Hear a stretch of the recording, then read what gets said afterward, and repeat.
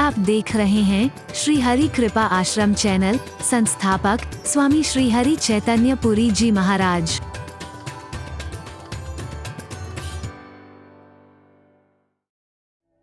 अहंकार आ गया, सारे लाभ से वंचित रह गए।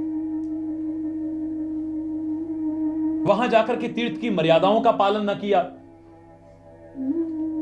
सारे लाभ से वंचित रह गए। तो उस तीर्थ पर जाकर के लाभ मिलेगा या नहीं मिलेगा, कितना मिलेगा, कब मिलेगा? पर सत्संग के लिए तुलसी भी बड़े प्यारे शब्दों में लिखता है, मज्जन फल पेखिए तत्काला। इस सत्संग रूपी तीर्थराज में जो स्नान कर ले उसे तत्काल फल एक क्षण मात्र में मिलेगा।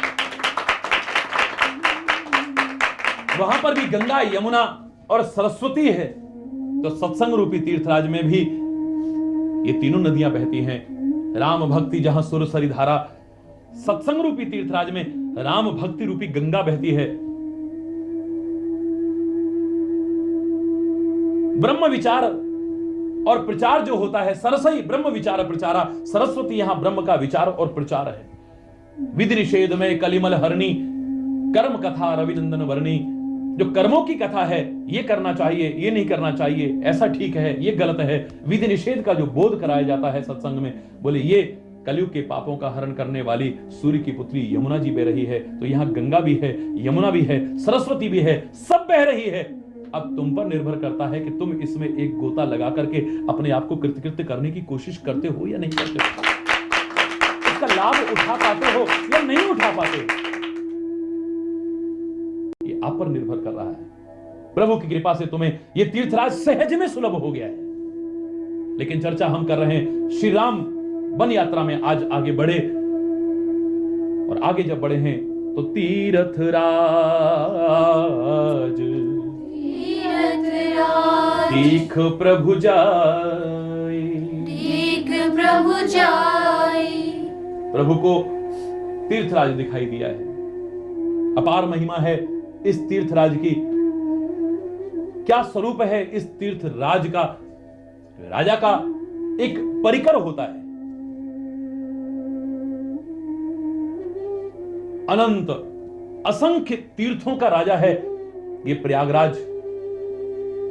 और जैसे राजा का एक परिकर होता है, एक स्वरूप होता है, उसके कुछ अंग होते हैं, इस तीर्थराज के भी परिकर हैं, उसके अंग हैं, उसका वास्तविक स्वरूप है।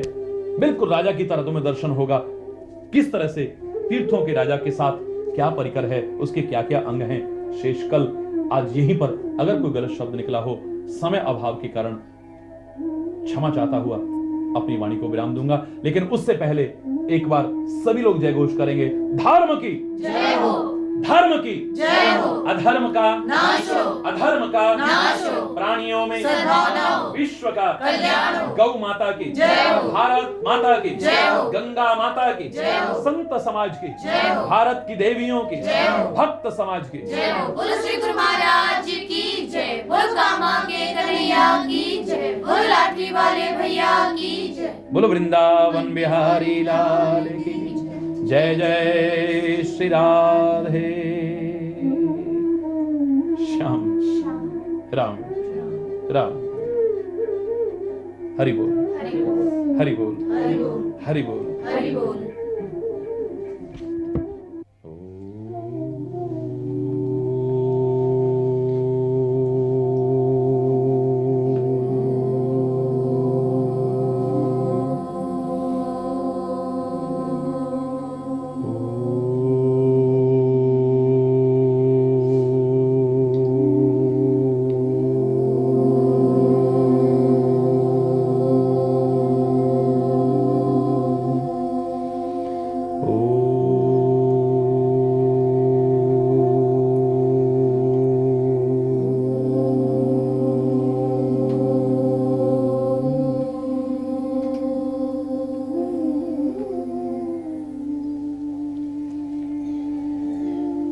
हरि बोल, हरि बोल, हरि बोल, हरि बोल।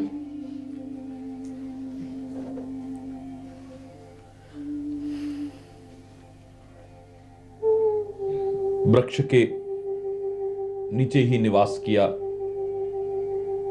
उस रात्रि को श्री राम ने प्रातःकाल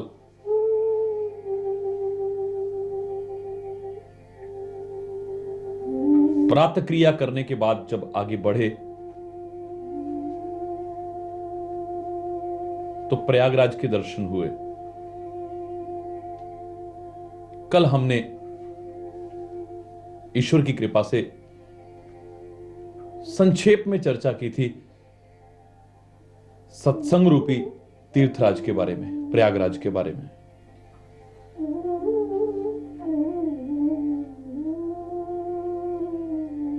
और वास्तविकता है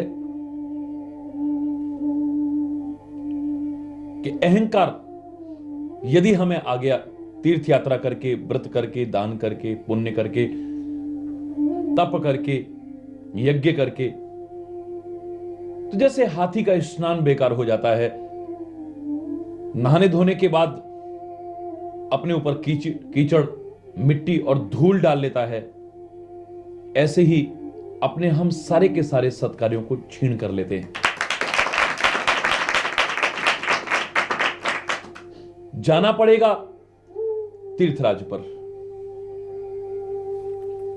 श्रम साध्य है, साधन साध्य है।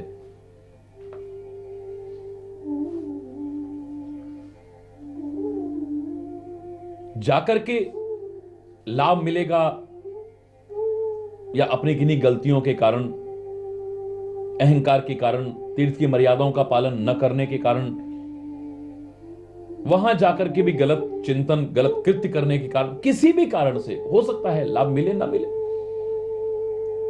मिले तो कितना मिले और कब मिले कोई गारंटी से कह नहीं सकता है।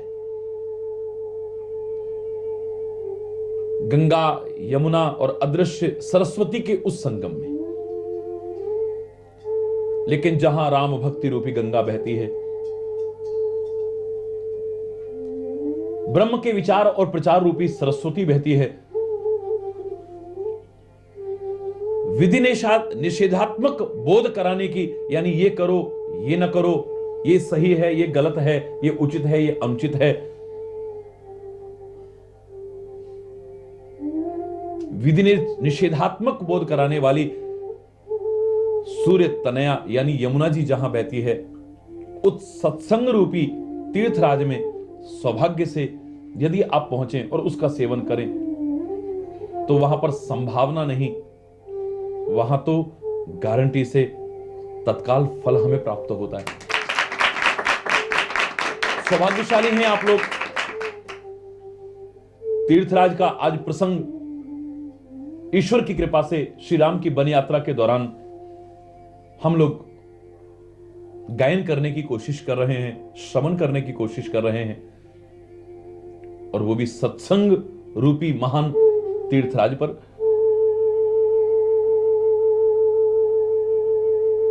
तीर्थों का राजा है ये।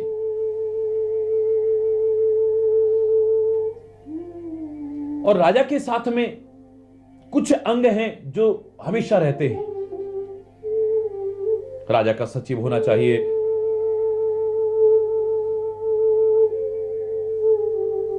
तो सबसे पहले आज सचिव की चर्चा करते हैं कि इस तीर्थराज का सचिव कौन है, यानी मंत्री कौन है। सचिव सत्य,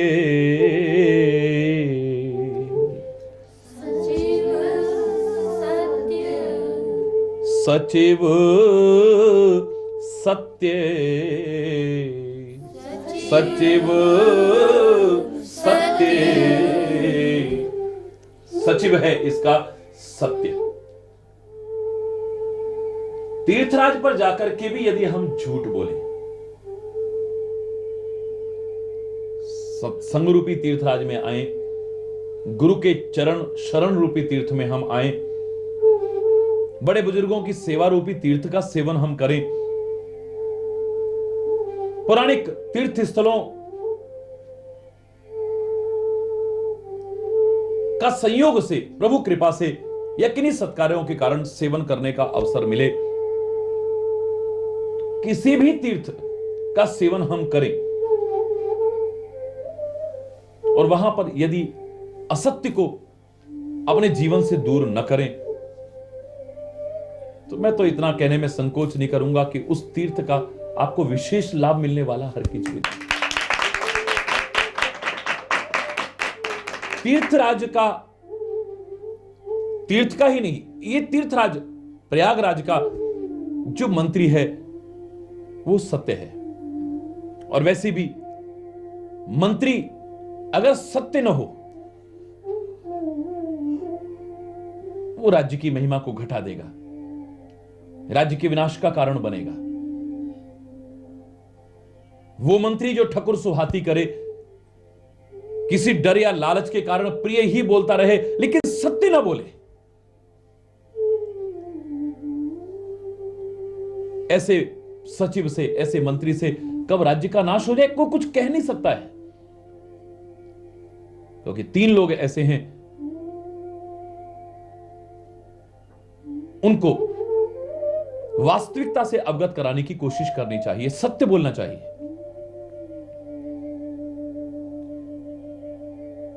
हितकारी सत्य बोलना चाहिए, चाहे वो सुनने में कठोर भी कई बार क्यों ना हो।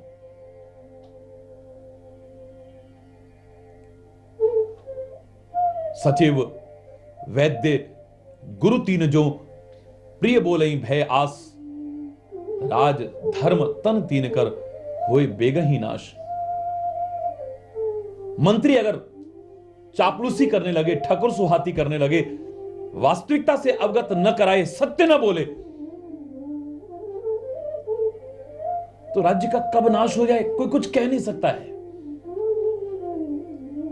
रावण का कितना बड़ा राज्य, कितना वैभव, लेकिन मंत्री चापलूस है। ये तो अयोध्या के परम सौभाग्य हैं जिसे मंत्री नहीं मिला है, सुमंत्र यानी अच्छी मंत्रणा देने वाला, सही मंत्रणा देने वाला मिला। रावण के मंत्री हैं लेकिन सही सलाह देने वाले नहीं हैं, सच बोलने वाले नहीं हैं, वास्तविकता से अवगत कराने वाले नहीं हैं, तो राज्य का नाश हो गया है। सिंधु पार सेना सब आई, समुद्र के पार सारी सेना आ गई है, क्या करना चाहिए? राजा ने पूछा है। ते सब हंसे, मस्त कर रहे हो, लेकिन मंत्री मजाक उड़ाने लगे, हंसने लगे, उपहास करने लगे। जिते सुरासुर तब श्रम नहीं, नरबानर के ही लेखे। क्या कहते हैं महाराज, आपने देवताओं को जीता है, राक्षसों को जीता है, तब आपको कोई श्रम नहीं हुआ। ये बंदर और मानव किस गिनती में हैं? इनको तो आप यूं ही जीत लेंगे। सच बोलने की हिम्मत नहीं कर पाए कि महाराज इनसे ये पूछो जो ये चापलूसी की बातें कर रहे हैं कि बंदर और मनुष्य किस गिनती में। असंख्य सेना के बंदरों को देख करके ये शब्द कहना, क्या ये भूल गए कि एक ही बंदर आया था, सारी की सारी नगरी को चौपट कर गया, आग लगा गया, तब इनका पेट खराब था, तब इनको अपच हो गई थी, तब इनकी भूख कहां चली गई थी, जो अब कहते हैं कि हमारा तो आहार भी बचेगा, परमात्मा ने घर बैठे इतना आहार दिया है, हम तो इन सबको ऐसे ही चौपट कर जाएंगे। महाराज इनकी ठकुर सुहाती में मत आओ, एक भी कहने वाला नहीं मिला होगा। और जिन्होंने कहा वो बुरे लगे, विभीषण हो, माल्यवंत हो, उसकी कुमति के कारण, ठकुर सुहाती करने वाले सचिवों के कारण वो सारा ऐश्वर्य नष्ट हो गया, राज्य नष्ट हो गया है। वैद्य अगर प्रिय बोलने लगे किसी डर या लालच के कारण, तो हमारे शरीर का नाश कर देगा। बहुत बार इसके बारे में बोल चुका हूं। मंत्री किसी भय या लालच के कारण प्रिय बोलेगा, राज्य का नाश हो जाएगा।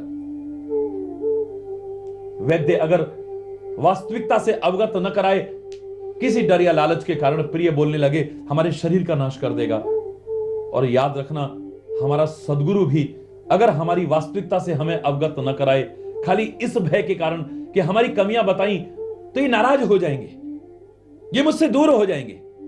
और ये अगर आना बंद कर देंगे तो मेरे पास चढ़ावा कौन चढ़ाने आएगा?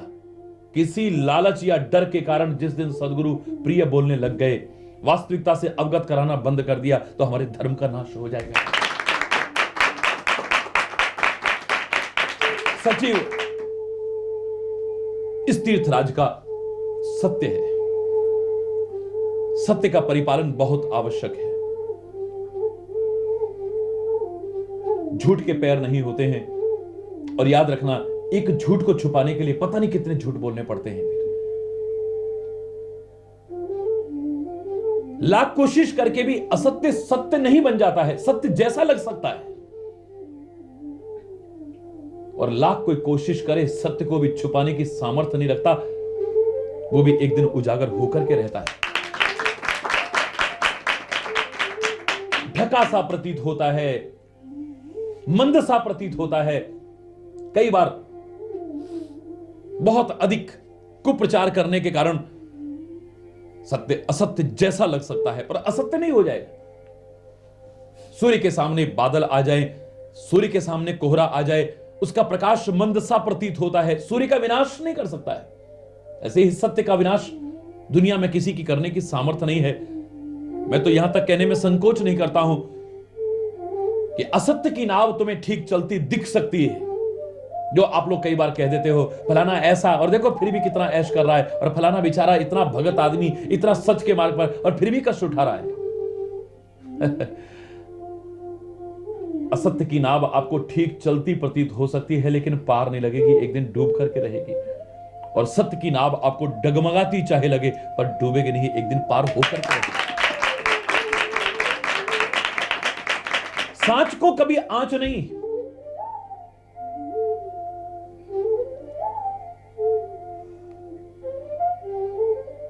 अगर मैं कह दूं कि परमात्मा को अगर आप पाना चाहें, परमात्मा का स्वरूप जानना चाहें, तो सत्य को अपना लीजिए, परमात्मा आपको मिल जाएगा। तो ये भी अतिशयोक्ति नहीं है। जैसे मैंने प्रेम के लिए कहा, प्रेम परमात्मा का स्वरूप है, तो सत्य भी उससे कम करके मत आंकना, सत्य भी परमात्मा का ही स्वरूप है। महापुरुषों ने गलत नहीं कहा। सांच बराबर तप नहीं, झूठ बराबर पाप, जाके हृदय सांच है, ताके हृदय आप यानी परमात्मा। जिसके हृदय में सत्य है, परमात्मा उसी के हृदय में निवास करेगा। और जहां पर असत्य को ही हम स्थान देंगे, तो परमात्मा उस हृदय में निवास करने वाला है। सचिव सत्य है। तीर्थराज प्रयाग का जो सचिव है, जो मंत्री है, वो सत्य है। इस सत्य के अभाव में तीर्थराज का सेवन आपका अधूरा रह जाएगा। सत्य को आप जान भी जाएं, लेकिन आप सत्य को अपनाएंगे कैसे? तो इसकी जो नारी है, श्रद्धा प्रिय नारी, श्रद्धा प्रिय नारी, सचिव सत्य, सचिव सत्य, श्रद्धा प्रिय नारी, श्रद्धा प्रिय नारी, सचिव सत्य, श्रद्धा प्रिय नारी। और इसकी प्रिय नारी जो है वो श्रद्धा है। श्रद्धा अगर आपकी नहीं होगी, तो सत्य को जानने के बाद भी आप अपना नहीं पाओगे। श्रद्धा तुम्हें सत्य की ओर प्रेरित करती है, अश्रद्धा तुम्हें सत्य से दूर करने की कोशिश करती है। तो इस तीर्थराज की जो प्रिय नारी है, वो श्रद्धा है। श्रद्धा को, और मैं तो यहां तक कह दूं कि परमात्मा का स्वरूप, जहां मैंने प्यार कहा, सत्य कहा, अगर मैं श्रद्धा और विश्वास को भी परमात्मा का ही स्वरूप कह दूं, तो यह भी कोई अतिशयोक्ति नहीं है। भवानी शंकरो वंदे श्रद्धा विश्वास रूपिणो।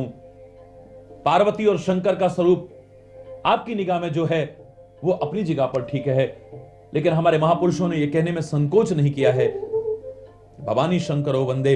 हम भवानी शंकर की वंदना करते हैं। कौन से भवानी शंकर की?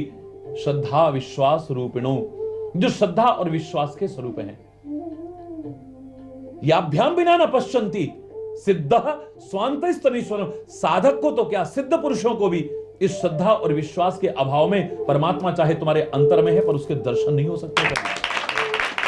ये श्रद्धा, ये विश्वास तुम्हें लाभ दिलाता है। ये श्रद्धा, ये विश्वास ही तुम्हारे अंतःकरण में स्थित ईश्वर के भी तुम्हें साक्षात्कार कराने में सक्षम बनाता है। श्रद्धा और विश्वास नहीं होगा, आपको कुछ भी मिलने वाला नहीं है। मैंने तो यहां तक कहा था कि ना परमात्मा फल देते हैं, ना संत फल देते हैं, ना सदगुरु फल देते हैं, ना देवी देवता फल देते हैं, ना तीर्थ फल देते हैं। फल देता है हमारा विश्वास। जहां हमारा विश्वास होगा हमें वहीं से फल मिल जाएगा, और हमारा विश्वास ना हो कहीं भटकते रहें, हमें कोई फल मिलने वाला नहीं। सचिव सत्य श्रद्धा प्रिय नारी, सचिव सत्य श्रद्धा प्रिय नारी, माधव सरिस माधव सरिस मीत हितकारी, मीत हितकारी। तो वेणी माधव जी का तीर्थराज में आप दर्शन करते हैं, लेकिन इस तीर्थराज का सच्चा मित्र कौन है? और मैं ये कहूं कि तीर्थराज पर आकर के आपको ये समझ आना चाहिए कि आपका सच्चा मित्र कौन है। दुनिया को जिसने सच्चा मित्र समझा वो कई बार धोखा खा सकता है, क्योंकि समय आने पर पोल खुल जाती है। जो बिल्कुल अपने लगते हैं, सच्चे मीत लगते हैं, परमात्मा ना करे कभी प्रतिकूलता का दौर आए, दुख की परिस्थिति आए, फिर आप रो करके कहते हैं सुख के सब साथी दुख में न कोई। ऐ परमात्मा, ऐसे में अगर कोई साथ निभाने वाला है तो तू ही है, दूसरा कोई और। माधव लक्ष्मीपति, मां लक्ष्मी, धव पति, लक्ष्मीपति यानी परमात्मा। लक्ष्मी भी आपका साथ निभाएगी हमेशा, कोई गारंटी नहीं है। दुनिया भी तुम्हारा साथ हमेशा निभाएगी, कोई गारंटी नहीं है। जिनको तुम सच्चे मीत कहते थे, अपने प्रियजन कहते थे, वो कब साथ छोड़ दे कोई कुछ कह नहीं सकता है। इस दुनिया ने हमेशा किसी का साथ निभाया नहीं, ये हमेशा साथ निभाएगी नहीं, और उसका साथ कभी भी हमसे दूर नहीं हो सकता। ये जानने की कोशिश करें।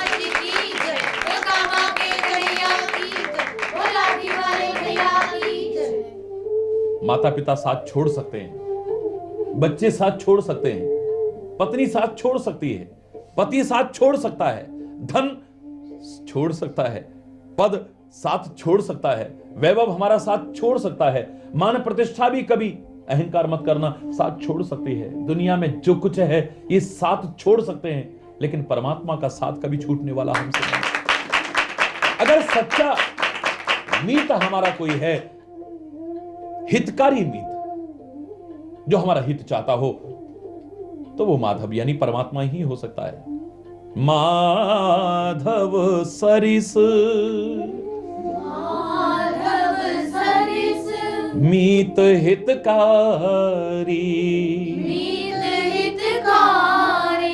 गढ़वाल में कितनी प्यारी कहावत थी, जब तक कणिमणि तब तक सब जन, जब तक कणिमणि तब तक सब जनी, और जब नहीं कणिमणि थूकंदी ना एक जनी। को साथ भी निभाने को तैयार नहीं। अच्छी अच्छी के बहुत साथी मिल जाएंगे, बनी बनी के बहुत साथी मिल जाएंगे, सुख में साथ निभाने वाले बहुत साथी मिल जाएंगे। जब तक किसी का कुछ मतलब हमसे निकल रहा है, कुछ स्वार्थ सिद्ध हो रहा है, तब हमारे बहुत साथी बन जाएंगे।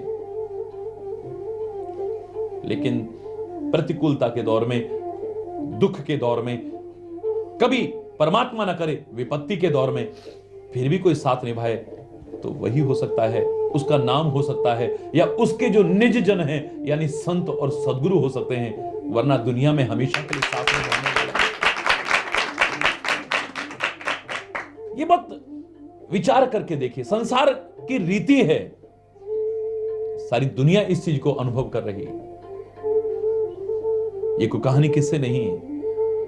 ये हमें सुखी कर सकते हैं, आनंदित कर सकते हैं, जब तक हमारे अपने अंदर कुछ है, जब तक इन्हें देने के लिए कुछ हमारे पास है। जिस दिन हमारे अंदर कुछ न हुआ, इन्हें देने के लिए कुछ न हुआ, कितने लोग हमारा साथ निभाएंगे? विचार करके देखना। एक सच लोग बोला करते थे कि जब सूर्य उदय होता है तो कमल खिल उठता है। आप लोगों से भी मैं पूछूं तो आप यही कहेंगे, हां ये सच है कि सूर्य के उदय होने पर कमल खिल उठता है। आप सच कह सकते हैं, हरिचंदन नहीं कह सकता है। मैं यही कहूंगा, सच हो सकता है ये, लेकिन अधूरा सच है, पूरा सच नहीं है ये। माना कि सूर्य उदय होकर के कमल को खिलाता है, लेकिन कब तक? जब तक कमल के अपने अंदर नमी और पानी है, सूर्य भी उदय होकर के उसे खिलाता है। और जिस दिन कमल के अपने अंदर नमी और पानी ना रहा, उस दिन सूर्य उदय होकर के उसे खिलाएगा नहीं, बल्कि जला करके राख कर देगा। अपने अंदर कुछ है इस समाज को देने के लायक, रूप के माध्यम से, वाणी के माध्यम से, शरीर के माध्यम से, धन के माध्यम से, अपनी प्रतिष्ठा के माध्यम से, किसी भी माध्यम से, जब तक हम कुछ देने लायक हैं, कुछ करने लायक हैं, हमारे अंदर कुछ है, बहुत हमारे बच जाएंगे। ऐसे बूढ़े बैल को कौन बांध भुस दे? जब तक खेत में जोत रहा है तब तक उसे अच्छा चारा भी खिलाया जाता है, और चारे में बहुत कुछ मिला करके भी खिलाया जाता है। लेकिन जब वो किसी काम का नहीं रहता, दुर्भाग्यवश इस भारत जैसे पवित्र राष्ट्र में भी उन बैलों की स्थिति आप देख सकते हैं, उनकी क्या दशा है। आज तो चंद स्वार्थ के पीछे जो हमारे पूजनीय थे, उन गाय और बैलों को भी कटाने में भी हम संकोच नहीं करते। उनको फिर हमने बहुत सुंदर चारा तो क्या भूस भी डाला या नहीं डाला, भगवान जाने। हरि बोल, हरि बोल, जोर से बोलो ना। हरि बोल।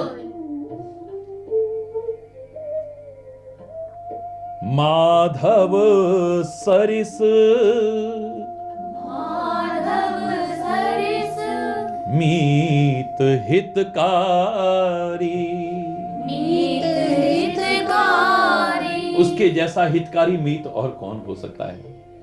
हमेशा साथ निभाने वाला हमारा और कौन हो सकता है? और जो ये जानने के बाद भी सारी दुनिया को तो अपना बनाने की कोशिश करता रहा, लेकिन दुनिया के मालिक से विमुख होता रहा, वो संसार में लाख कोशिश करके भी सुख और आनंद का भागीदार नहीं हो सकता। भटकता रहे, चाहे जहां भटकता रहे, लेकिन सुख और आनंद से वंचित ही रहेगा। हरि बोल, हरि बोल। तीर्थराज के सचिव सत्य, प्रिय नारी, श्रद्धा और हितकारी मीत माधव यानी परमात्मा है। यहां पर क्या नहीं मिल सकता है?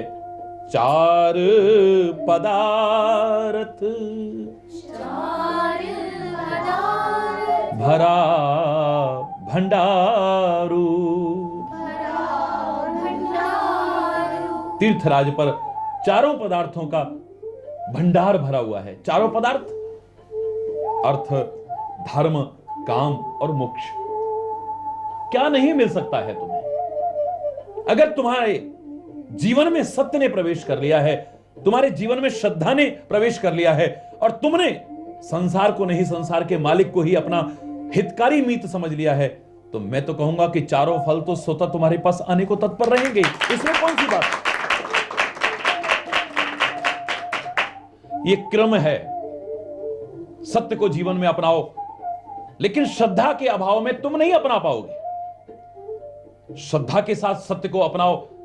और श्रद्धा किसके प्रति और वास्तविक सत्य क्या है, जिसे मरने के बाद, लोगों के मरने के बाद आप बताने की कोशिश करते हो, अपने लिए नहीं, उसको जो सुन नहीं पा रहा है, जो बोल नहीं सकता, जो अविचार नहीं कर सकता, उसको सुनाने की कोशिश करते हो। राम नाम ही सत्य है, और सत्य की शरण में ही गति होगी। सत्य बोलने से ही गति होगी, सत्य को अपनाने से ही गति होगी, असत्य को अपना करके नहीं, मिथ्या को अपना करके नहीं। लेकिन दुर्भाग्यवश तुम उसके लिए बोलते हो जो अब इस दुनिया में नहीं रहा, जो सुन नहीं सकता है, जो बोल नहीं सकता, जो विचार नहीं कर सकता, अब चल फिर करके सत्संग में नहीं पहुंच सकता है, अच्छी जगह पर नहीं पहुंच सकता है। अगर इस परम सत्य को काश तुमने समय रहते अपने लिए स्वीकार किया होता, तो तुम्हारा जीवन ही कुछ और होता। जो आज है इस प्रकार का तो कम से कम नहीं। जीवन का परम सत्य, परम हितकारी परमात्मा, परमात्मा का नाम, परमात्मा के वो प्रिय जन, परमात्मा के मार्ग पर सही रूप में चलाने वाले, उनके अलावा और कौन हो सकता है? माधव सरिस माधव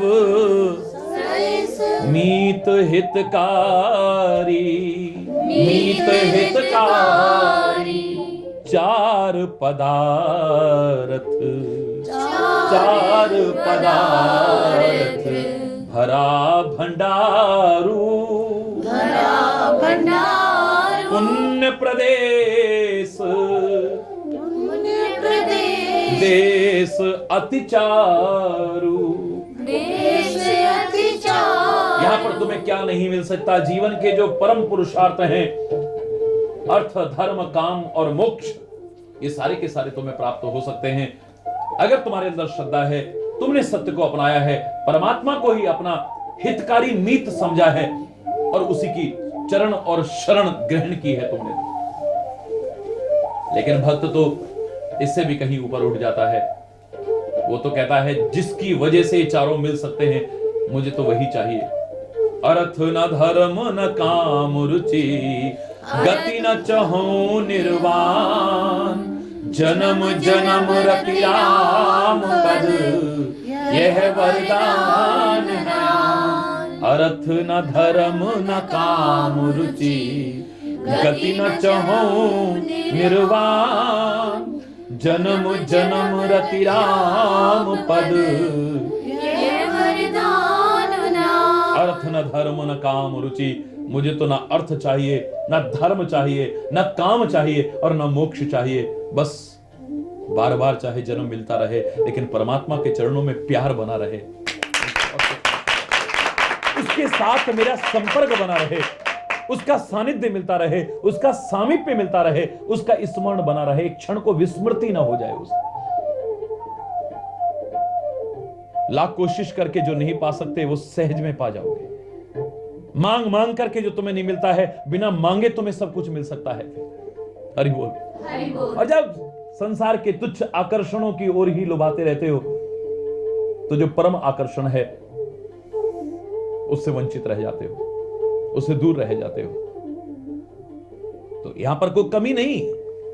जहां पर सत्य है, जहां पर श्रद्धा है, जहां पर परमात्मा का स्मरण है, हितकारी मीत परमात्मा का स्मरण है, वहां पर चारों पदार्थ तो सहज में मिल जाएंगे। भरा हुआ भंडार है, चार पदार्थ भरा भंडारू, चार पदार्थ भरा भंडारू, पुण्य प्रदेश देश अति चारू, पुण्य प्रदेश देश। तो ये पुण्य का प्रदेश है, बहुत सुंदर देश है ये। ऐसी सुंदरता, ऐसी दिव्यता शायद अन्यत्र आपको देखने को न मिले, क्योंकि जहां सत्य है वहीं पर सुंदरता है। असत्य में सुंदरता नहीं है। असत्य सत्य की वजह से सुंदर लग सकता है, लेकिन सुंदर नहीं है। वास्तव में अगर तुम सौंदर्य के दर्शन करना चाहो तो जो सिद्धांत बनाया गया है, सत्यम शिवम और सुंदरम, जो सत्य होगा वही कल्याणकारी हो सकता है, और जो कल्याणकारी है वही सुंदर हो सकता है। बाकी सुंदर होते हुए भी असुंदर ही है। बहुत सुंदर देश और पुण्य प्रदेश है। यहां पर पुण्य कार्यों के परिणाम स्वरूप ही आप पहुंच पाएंगे, चाहे वो सत्संग रूपी तीर्थराज हो। दो ही कारण बताए हैं, या तो परमात्मा की कृपा से, संत विशुद्ध मिले ही पुण्य ते ही, राम कृपा कर चितवा जेहि। या तो उसकी कृपा हो जाए, बिन सत्संग विवेक न होई, पर राम कृपा बिन सुलभ न सोई। ये सत्संग उसकी कृपा से मिलता है। या फिर पुण्य पुंज बिन मिल ही न संता, जब आपके पुण्य जागृत होते हैं, या फिर आपको संत की प्राप्ति तब होती है, सत्संग की प्राप्ति तब होती है। तो पुण्य का प्रदेश है और बड़ा सुंदर देश है। किस प्रकार से शेष कल आज यहीं पर अगर कोई गलत शब्द निकला हो, उसके लिए क्षमा चाहता हुआ, समय अभाव के कारण, क्योंकि आप देख रहे हैं हमारा प्रसंग चल रहा था अवध कांड का।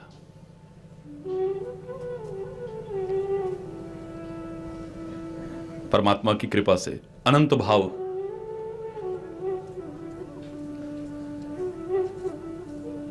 हृदय में जागृत हुए।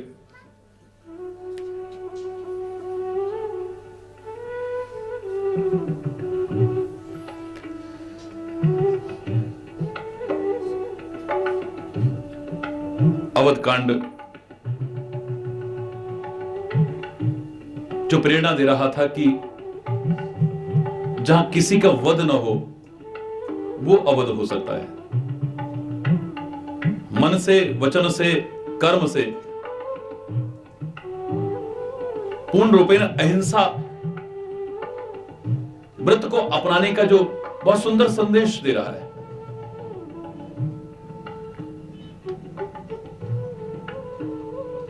आज के समय में और भी प्रासंगिक नाम, जहां इतना रक्तपात हो रहा है विभिन्न आधारों पर, हिंसा का नंगा तांडव मचा हुआ है, जहां मेरे श्री राम को और मेरी अवध को वही समझा है जिसने पूरी तरह से हिंसा का परित्याग कर दिया है, वरना समझने की कोशिश नहीं की। इस अवध कांड में अनंत शिक्षाएं, अनंत प्रेरणाएं, अनंत संदेश हमारे सामने आ रहे हैं।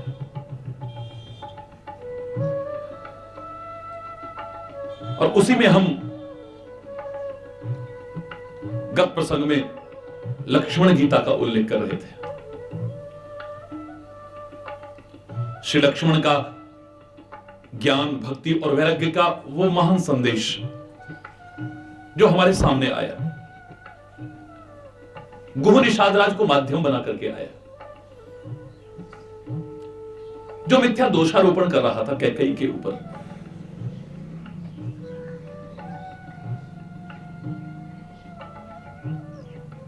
जो मिथ्या दोषारोपण कर रहा था अवध नरेश महाराजा दशरथ के ऊपर।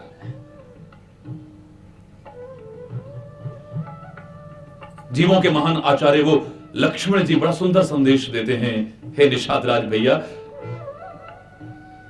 को न काहू सुख दुख कर दाता। ये हमें भ्रम है कि उसने हमें दुखी कर दिया, उसने हमारे साथ ऐसा कर दिया, उसने हमारे साथ ऐसा कर दिया। बाकी वास्तविकता यह है कि कोई किसी को सुख दुख देने वाला नहीं है। निजकृत कर्म भोग सब रहता, अपने कर्म ही सामने आते हैं, वरना किसी की सामर्थ्य क्या जो किसी को सुख दुख दे। अपने ही कर्म आते हैं, जो हम बोते हैं वही हमें काटना पड़ता है। लगता है कई बार कि उसने हमारे साथ ऐसा किया, उसने हमारे साथ ऐसा किया, पर वो एक माध्यम बना है। हमारे ही कर्म फल जब जागृत हुए, बाकी तो ये भी अगर कह दिया जाए कि सुख दुख के प्रदाता परमात्मा भी नहीं है, हमारे अपने कर्म हैं। जैसा हम करते हैं वैसा ही हमें फल भोगना पड़ता है। तो अतिशयोक्ति नहीं है।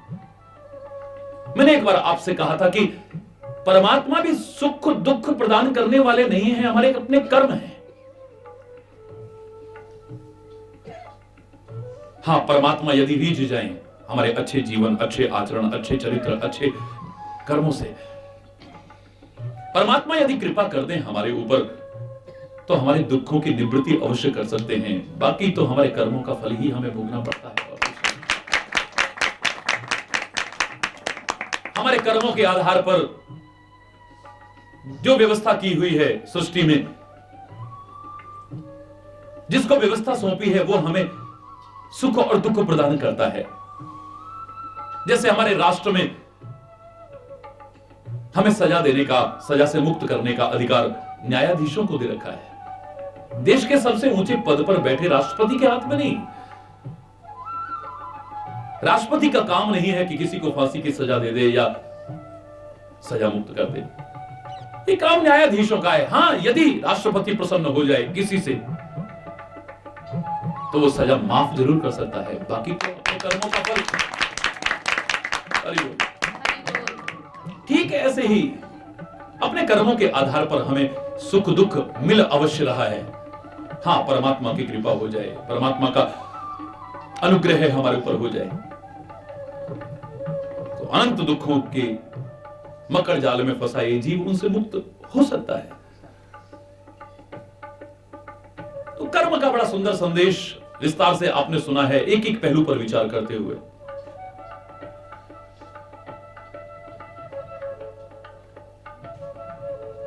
लेकिन श्री राम, एक प्रश्न उठता है कि अगर कर्मों का फल ही भोगते, तो श्री राम ने ऐसे कौन से कर्म किए हैं जिनका फल बन के कष्टों के रूप में वो भोग रहे हैं? हरि बोल, हरि बोल। जोर से बोल रहा है। हरि बोल। तो मैंने आपको बहुत विस्तार से कहा है, सूक्ष्म में इतना ही कह सकता हूं कि माना कि अपने कर्मों के फल के अनुरूप हमें दुख और सुख भोगने पड़ते हैं, लेकिन किसी को दुख और कष्ट में देख करके कभी ये शंका मत करना कि इसने अवश्य कोई बुरे कर्म किए होंगे। जहां मैंने एक आपसे कहा है कि कर्मों का फल ही भोगना पड़ता है, वहां दुख और कष्ट के बारे में यह भी तो कहा है, विश्लेषण करने पर यह जानकारी मिलती है, यह तथ्य सामने उजागर होकर आता है कि दुख और कष्ट जीवन में भोगने के 3 प्रमुख आधार हैं। लोग जो कष्ट उठाते हैं उसके 3 कारण हो सकते हैं।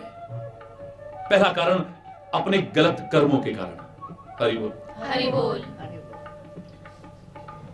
लेकिन कई ऐसे भी हैं जिन्होंने कोई गलत कर्म नहीं किया पर दुख उठाते देखा है। मैंने संतों को भी कष्ट उठाते देखा है, मैंने महापुरुषों को कष्ट उठाते देखा है, अपने अवतारों को कष्ट उठाते देखा है, उन दिव्य आत्माओं को भी कष्ट उठाते देखा है। तो यहां पर यह बात लागू नहीं होती है। तो दूसरा तथ्य सामने आता है, पहला अपने कर्मों के, बुरे कर्मों के कारण कष्ट उठाना पड़ता है, और दूसरा लोगों को जो कष्ट उठाते देखा उनका जीवन देख के पता चलता है कि एक व्यक्ति अपने कर्मों से तो नहीं पर दूसरों को सुख पहुंचाने के लिए कष्ट उठाने की कोशिश करता है। लोगों को कैसे सुख मिल जाए, लोगों को कैसे सुख मिल जाए, लोगों को कैसे आनंद मिल जाए, लोगों को दुखों से कैसे छुटकारा मिल सके, इसके लिए वो रात दिन कष्ट उठाने की कोशिश करता है, कष्ट उठाता है, कष्ट उठाकर के भी दूसरों को सुख पहुंचाने की कोशिश करता है। संतों महापुरुषों का यदि ठीक से समझ में ना आए तो अपने शहीदों के जीवन चरित्र को देख लो। आप चोरी करके, डकैती करके, हत्या करके, अपराध करके कारावास सहन करते हो, फांसी की सजा सहन करते हो, विभिन्न प्रकार की यातनाएं सहन करते हो, पर मेरे उन शहीदों ने कौन सा बुरा कर्म किया था? उनका अपना कोई बुरा कर्म नहीं था, पर देशवासियों को आजादी की सांस मिल जाए उसके लिए अपना सारे के सारे कष्ट उठा करके अपने सुखों को कुर्बान करने को, अपने आप को कुर्बान करने को तैयार है। विभिन्न प्रकार के कष्ट सहते हैं, यातनाएं सहते हैं, उनके जीवन में मुसीबतें देखने को मिलती हैं, लेकिन अपने कर्मों के कारण नहीं, कोई बुरे कर्मों के कारण नहीं। लोगों को कैसे सुख मिल जाए इसके लिए कष्ट उठाते हैं। एक व्यक्ति बुरे कर्मों के कारण कष्ट उठाता है, एक दूसरे को सुख पहुंचाने के लिए कष्ट उठाता है, और तीसरा एक और मेरे सामने आया था जो विस्तार से मैंने आपको बताया। कुछ बनने के लिए, कुछ पाने के लिए, कुछ ऊंची स्थिति तक पहुंचने के लिए भी व्यक्ति कष्ट उठाता है। बच्चों से हम कहते हैं ना, बेटा आज कष्ट उठा लोगे तो कल को आराम करोगे, और अभी मौज मस्ती करोगे तो कल को हरि बोल, जोर से बोलो ना, हरि बोल। ये आवश्यक नहीं कि बुरे कर्मों के कारण ही कष्ट उठाए, बुरे कर्मों का फल कष्ट मिलेगा, लेकिन किसी को कष्टों में देख करके निर्णय करना इसने जरूर कोई बुरे कर्म करे होंगे, ये हमारी मूर्खता होगी। 3 कारण हो सकते हैं लोगों को कष्टों में देखने के, बुरे कर्मों के कारण, दूसरे को सुख पहुंचाने के लिए, और तीसरा कुछ पाने के लिए, कुछ बनने के लिए। जिसे एक शायर ने कहा था, मिटा दे अपनी हस्ती को अगर कुछ मर्तबा चाहे कि दाना खाक में मिलकर गुलजार होता है। कष्ट उठाकर के व्यक्ति कहीं पहुंचता है, कुछ पाता है, कुछ बन पाता है। मिट्टी को कितना रोंदा जाता है जब उसका कोई अच्छा सा आकार बन जो आया है, अपने आप को मिटाने के कारण आया है, अपने आप को संभालने के कारण। ये जो कुछ बना है, इसके जीवन का जो सौंदर्य निकला है, इसके अंदर ये शक्ति आई है, इसके अंदर वो जो विश्रांति देने वाला सुंदर परिणाम आया है, ये इसके कष्ट उठाने के कारण आया है। मैंने कहा था ना, मूर्ति की पूजा हो रही है, मैं खाली मूर्ति पूजा मात्र का ही, वो भी हमारी सनातन संस्कृति का एक अंग है, उनका भी अपना महत्व है जिसके बारे में अलग मैंने चर्चा की है। पर मैंने साथ में यह भी कहा है कि परमात्मा के ये जीवंत मूर्तिमान स्वरूप आपके सामने हैं, इनको दुख पहुंचा करके, इनको कष्ट पहुंचा करके अगर उस रूप में उसे पाना चाहो, उसकी कृपा पाना चाहो तो कभी नहीं पा पाओगे। लेकिन एक मूर्ति का सम्मान होता है, एक मूर्ति की पूजा होती है, एक को सजा करके रखा जाता है और उसी संगमरमर की खान से दूसरा पत्थर जो निकला दहलीज पे लगाया, लोग पत्थर रख के उस पर चप्पल रख करके, जूते रख करके जाते हैं, पैरों से रोंदते हुए जाते हैं। एक ही खान में से दोनों पत्थर निकले, एक के साथ ऐसा, एक के साथ ऐसा। क्यों? जिसको आज सजा करके रखा जा रहा है, जिसकी पूजा की जा रही है, आपने कभी जानने की कोशिश की? जितनी छेनी और हथौड़ी की चोटें अपने अंग अंग पर उसने सहन की है, दहलीज के पत्थर ने सहन नहीं की। एक व्यक्ति हिमालय में जब जाता है तो वहां घर का ताजा भोजन नहीं मिलता है। वो सुंदर बिस्तर विश्राम करने के लिए नहीं मिलता है। वो घर में जो सुख सुविधाएं उसे मिली हुई थी वो वहां पर नहीं मिलती है। कितना कष्ट उठा रहा है, कब तूफान आ जाए, कब आंधी आ जाए, कब कोई चट्टान खिसक जाए, और जीवन तक जाने का भय बना रहता है। लेकिन इन सारे कष्टों को उठा करके भी जब एवरेस्ट की चोटी पर जाकर के वो अपने पैरों से उसे रोनता है, वहां जाकर के झंडा गाड़ता है, उसे क्या मिलता है इसे तुम नहीं समझ पाओगे। वो कष्ट उठा करके भी उसे क्या मिल रहा है? वो कष्ट उठा करके भी हरि बोल। इसे तुम घर में बैठे हुए लोग नहीं समझ पाओगे। आप ही देखिए, आप जिसके घर में संतान न हो, परमात्मा सबको हर खुशी दे, हर सुख दे, ढोंग पाखंड और अंधविश्वास की चौखटों पर भी नाक रगड़ने को तैयार हो जाते हो, हर प्रकार से अपना शोषण तक कराने को तैयार हो जाते हो। आपको मालूम है संतान को पैदा करने में कितना कष्ट होता है? लोगों की जान तक जाने की नौबत रहती है, जीवन और मौत के बीच। हरि बोल, हरि बोल। लेकिन फिर भी ये कष्ट पाना चाहते हैं, क्योंकि उस संतान को पाकर के जो सुख मिलता है उसके सामने एक कुछ भी नहीं है, फिर भी पाना चाहते हैं। बहुत से ऐसे कष्ट हैं जो कुछ पाने के लिए, जो कुछ बनने के लिए, जो कहीं पहुंचने के लिए हम उठाते हैं। बहुत से ऐसे कष्ट हैं हमारे जो हम दूसरों को सुख पहुंचाने के लिए उठाते हैं, और बहुत से ऐसे कष्ट हैं, बहुत से ऐसे दुख हैं जो अपने बुरे कर्मों के कारण उठाते हैं। श्री राम ने कष्ट अवश्य उठाए, लेकिन अपने के लिए बुरे कर्मों के कारण नहीं। इन संसार के लोगों को कैसे सुख मिल जाए, कैसे आनंद मिल जाए, श्री राम ने भी, श्री कृष्ण ने भी, हमारे विभिन्न अवतारों ने, संतों महापुरुषों ने भी, शहीदों ने भी इसीलिए कष्ट उठाने की कोशिश की, वरना अपना उनका कोई बुरा कर्म नहीं है। तो हे लक्ष्मण, क्या कई मंदमती थी, कुटिल थी, बड़ी कठोर थी, सुख के अवसर पर श्री राम को उसने दुख दे दिया। महाराजा दशरथ ने भी विचार नहीं किया, ऐसा वैसा ये वो। लक्ष्मण जी कहते हैं, निषाद राज को न काहू सुख दुख कर दाता, निज कृत कर्म भोग सब भ्राता। किसी को दोषारोपण मत करो, मिथ्या, सब अपने अपने कर्मों का फल है। योग वियोग भोग भल मंदा, हित अनहित मध्यम ब्रह्म फंदा, ये सारे ब्रह्म के फंदे हैं। सपने में राजा भिखारी बन गया है, ये सब सपने की तरह हैं। भिखारी एक स्वर्ग का अधिपति बन गया है, तो ये खाली सुख और दुख तभी तक है जब तक सोए हो, जब जाग गए तो हरि बोल, हरि बोल। उसने ऐसा किया, उसने ऐसा किया, ये तभी तक है जब तक सोए हैं, जाग गए तो न सुख है न दुख है। विस्तार आप बहुत सुन चुके हो, ज्यादा नहीं। कर्म का, ज्ञान का और वैराग्य का, भक्ति का जो सुंदर संदेश लक्ष्मण जी ने दिया, अगर हम इसे लक्ष्मण गीता भी कह रहे थे या आगे भी कहते रहे तो कोई अतिशयोक्ति नहीं है। और मैं तो दावे से कह रहा हूं, श्री कृष्ण गीता का अपना महत्व है, पर यह गीता भी उससे कम करके कभी आंकने की कोशिश मत कीजिए जो इतने दिन में आपने सुनी, और जो सुना है इसे समझने की कोशिश कीजिए। इसका भी परिणाम वही हुआ है जो श्री कृष्ण के सुनाने पर अर्जुन के सामने आया था, जो मोह रात्रि में सो चुका था। कृष्ण के इस संदेश को सुनकर के भी उसने यही कहा था, नष्टो मोह स्मृति लब्ध्वा, मेरा मोह नष्ट हो चुका है, मेरी स्मृति जागृत हो चुकी है, अब मैं जाग चुका हूं। श्री लक्ष्मण के इस दिव्य संदेश को सुन करके भी, इस लक्ष्मण गीता को सुन करके भी गुह निषाद राज के साथ भी वही हुआ है। लक्ष्मण ने तो कहा ही था, सखा समुझे अस परिहरि मोह, सिय रघुवीर चरण रत हो।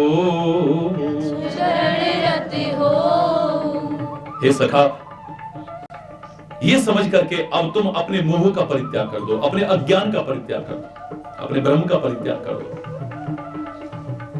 और आपका मोह दूर हो चुका है, आपका भ्रम दूर हो चुका है। इसका एक ही परिणाम सामने आना चाहिए कि श्री रघुवीर चरण रत हो, परमात्मा के चरणों में अनुरक्ति पैदा हो जाए आपके में। जब तक मोह था तब तक तो अनुराग पैदा नहीं हो सकता है। बिन सत्संग न हरि कथा, ते ही बिन मोह न भाग, और मोह गए बिन राम पद, होए न दृढ़ अनुराग।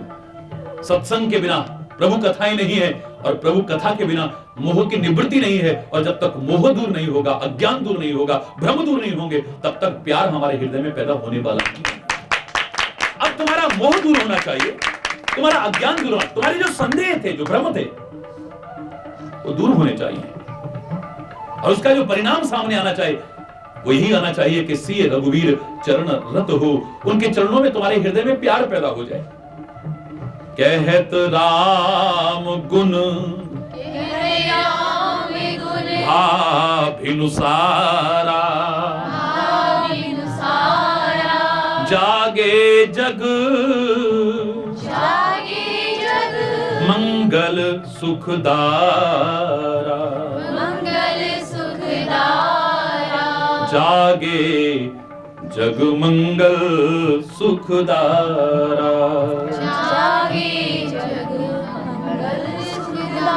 कहत राम गुण भाभिनुसारा, कब रात निकल गई पता ही नहीं।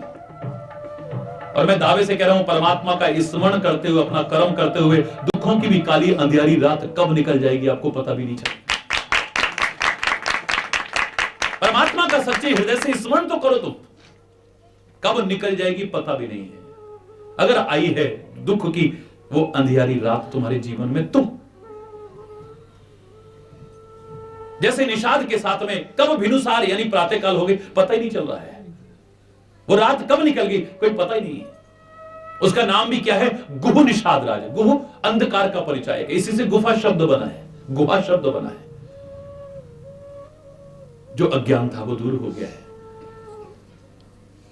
जो भ्रम था वो दूर हो गया है, जो अंधकार था जीवन में वो दूर हो गया है।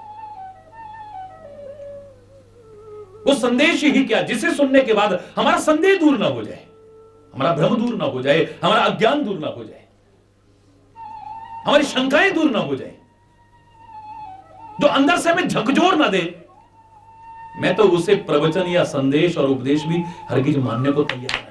जो झकझोर सोचने पर हमें मजबूर ना कर दे, जो हमें सोचने पर विवश ना कर दे कि वास्तव में हम जीवन कहां जी रहे हैं,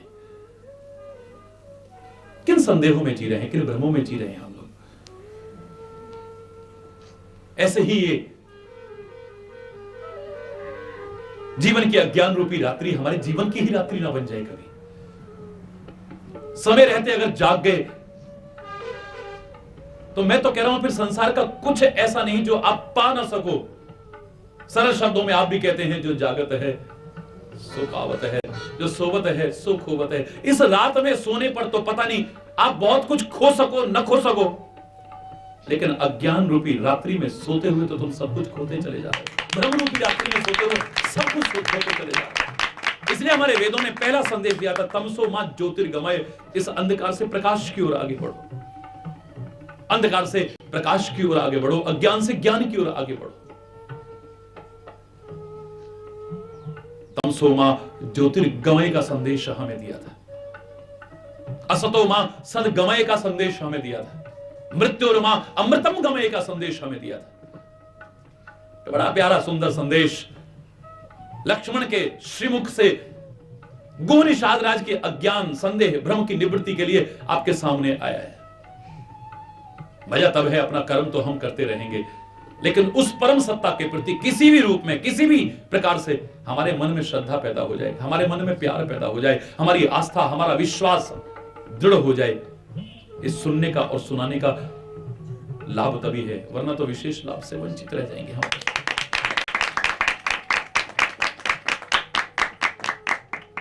जीवन में जब सवेरा आए, जब हम वास्तव में जाग जाएं, इस संसार रात्रि में हम जाग जाएं, मोह रात्रि से हम जाग जाएं। महापुरुषों का संदेश इसीलिए सामने आता है कि हम मोह रात्रि में सोए जीव जग सके। महापुरुष आते ही इसलिए संसार में, संसार के लोगों को जो मोह रात्रि में सोए हैं, अज्ञान रात्रि में सोए, उनको जगाने के लिए। और मैं तो यह भी कहने में संकोच नहीं करूंगा कि अगर उनके आने पर भी, उनके समझाने पर भी हम ना जगें, तो सौभाग्य होते हुए हमारे दुर्भाग्य ही है। कम से कम आप लोग ऐसे दुर्भाग्यशाली कभी बनने की कोशिश मत करना। अपना सुहाग, अपना सौभाग्य अटल करने की कोशिश करना, जगाने की कोशिश करना।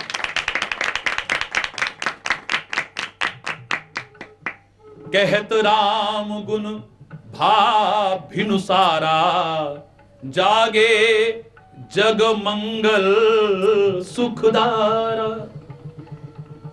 प्रातःकाल हो गई है, श्री राम जाग गए हैं, और श्री राम सो ही कब हैं जो जागेंगे। हरि बोल, हरि बोल। जग का मंगल करने वाले, सुख देने वाले श्री राम जाग गए। मैं तो यहां पर यही अर्थ करूंगा कि जीव जब तू जागता है तो तेरे लिए परमात्मा भी, तेरी किस्मत भी, तेरा सौभाग्य भी, सब कुछ जग जाता है। तेरे जागते ही सब कुछ जग जाता है।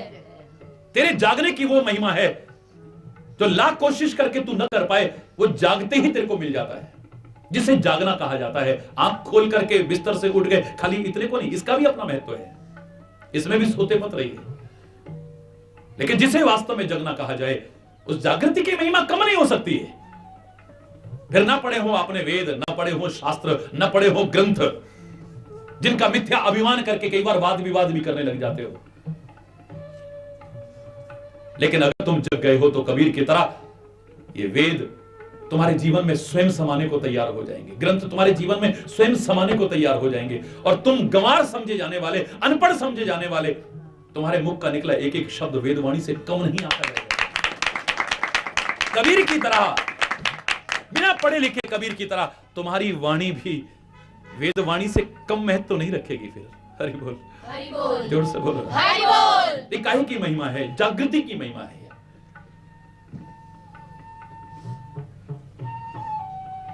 प्रातःकाल हो गई है, परमात्मा के गुणानुवाद करते करते समय पता नहीं चला है।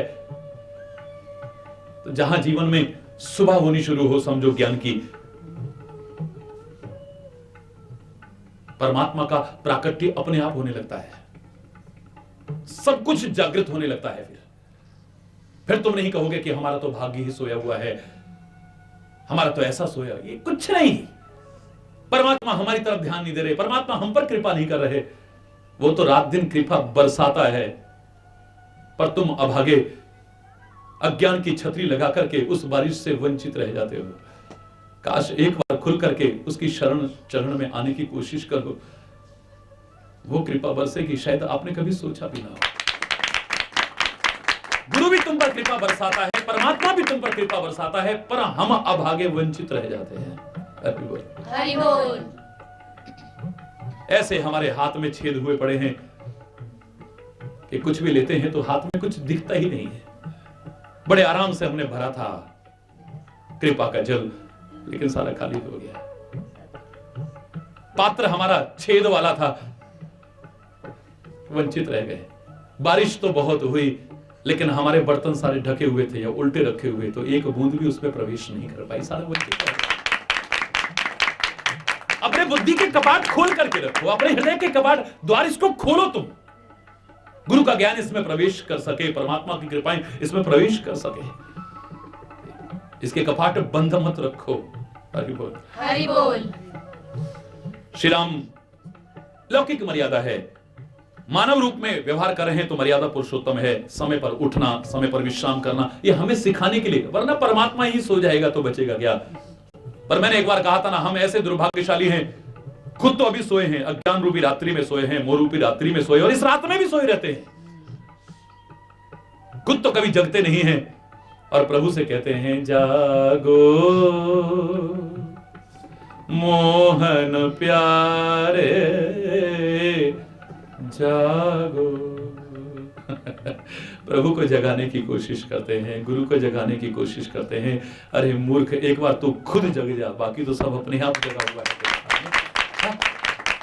लौकिक मर्यादा है प्रातःकाल उठना, प्रातःकाल उठ के रघुनाथा, प्रारंभ से ही इस मर्यादा का पालन किया है। माता पिता गुरु ना वही माथा, आज कोई पहली बात नहीं, लेकिन जीवन पर्यंत उसी मर्यादा को लोगों को सिखा रहे हैं।